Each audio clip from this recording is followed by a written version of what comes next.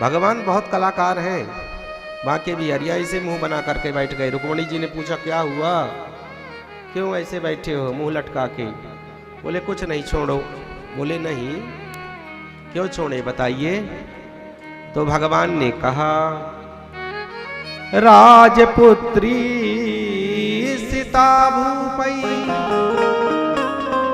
लोकपालई विभूति भी महानुभावई श्रीमद् भी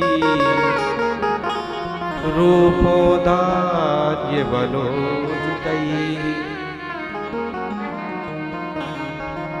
हे देवी, आपने हमसे विवाह क्यों किया? सुनिएगा भगवान कितने कलाकार हैं। रुक्मणी जी से क्या बोल रहे हैं? देवी हमसे विवाह क्यों किया? और रुक्मणी जी की तरफ देखते जा रहे हैं। श्री राधे रुक्मणी जी की तरफ देखते जा रहे हैं कि क्रोध आ रहा है कि नहीं आ रहा। बोले हमसे विवाह क्यों किया?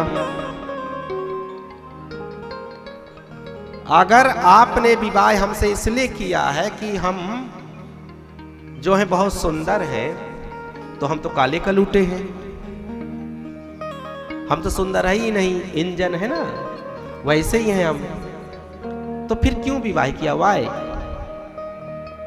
अच्छा सोचा होगा कि हम बहुत ताकतवर हैं, तो देखो हम रण छोड़ करके भाग गए थे मथुरा से।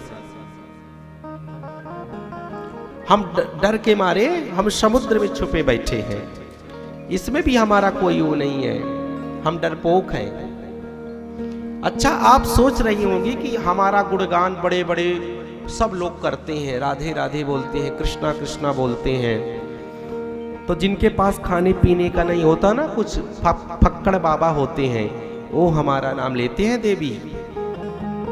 कोई ऐसे नहीं भसता, पैसे वाले नहीं भसते हमें।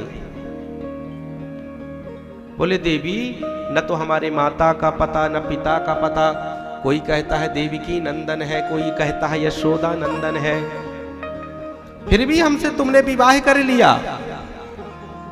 अब देखते जा रहे हैं रुक्मणी जी की तरफ की क्रोध आ रहा है कि नहीं। रुक्मणी जी को कोई फर्क नहीं पड़ रहा। अंत में भगवान ने एक बात कही, रुक्मणी जी को क्रोध तो नहीं आया, बेहोश हो गई, मूर्छा आ गई। भगवान ने कहा देवी अभी भी कुछ नहीं बिगड़ा, चाहो तो शिशुपाल से बात कर ले, शादी कर लो जाके। लो आजकल की पत्नियां होती तो कहाँ है झाड़ू लाओ, कहाँ है डंडा, वो जो बाहर रखा रहता है, जाकर के महाराज होती कि अब 10 पुत्र हो गए, अब समझ में आया है। कैसी बात करते हो, पगला गए हो क्या? लेकिन रुक्मणी जी थर थर कांपने लगी कि पति सच में तो नहीं छोड़ देंगे मुझे। ये डर होता है, ये डर नहीं, ये प्रेम होता है। अब एक कलयुग में तो मुझे नहीं लगता कि देखने को मिलेगा। आप जो सयानी मां है उनके अंदर है मर्यादा, है प्रेम है, तो जाकर के रुक्मणी जी जो है बेहोश हो गई। भगवान सोच रहे थे कि जाकर के रोएंगी, जाकर के कुछ और करेंगी, गुस्सा होंगी। भगवान जाकर के चतुर्भुज रूप धारण कर लिया, एक हाथ से रुक्मणी जी को संभाला, एक हाथ से पंखा करने लगे। हे देवी हम तो सोच रहे थे तुम नाराज होगे, तुम तो जाकर के बेहोश हो गए। जब रुक्मणी जी को जब मूर्छा से जागृत हुई, जब होश आया, तो रुक्मणी जी ने सुंदर सा जवाब दिया भगवान को कि प्रभु आप कहते हो कि मैं काला हूं।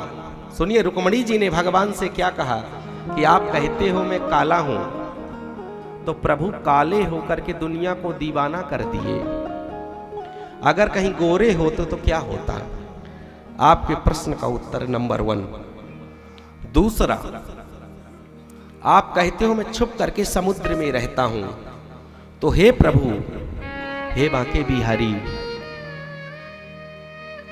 जहां जिसके हृदय रूपी समुद्र में काम है, क्रोध है, लोभ है, ईर्ष्या है, द्वेष है, उस जगहों पे, उस स्थानों पे आप नहीं रहते हो।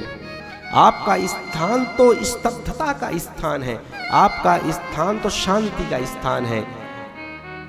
वही समुद्र में आप वास करते हो, समुद्र की गहराई में, जहां ये सब चीजें विद्यमान नहीं होती।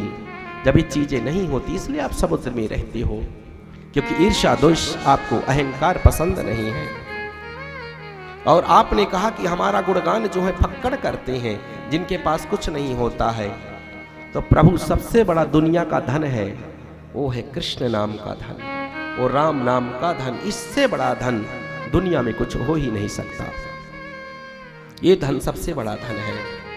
और आपने कहा कि हमारे माता पिता का पता नहीं कौन है। तब बोले प्रभु आप सबके बाप हो, आपके कब से होने लगे? सबके तो आप हो माता पिता, आपके कब से होने लगे? तो आपके चौथे प्रश्न का उत्तर ये है। भगवान ने कहा रुक्मणी जी ने तो हमें ही समझा दिया भैया, अब क्या करें।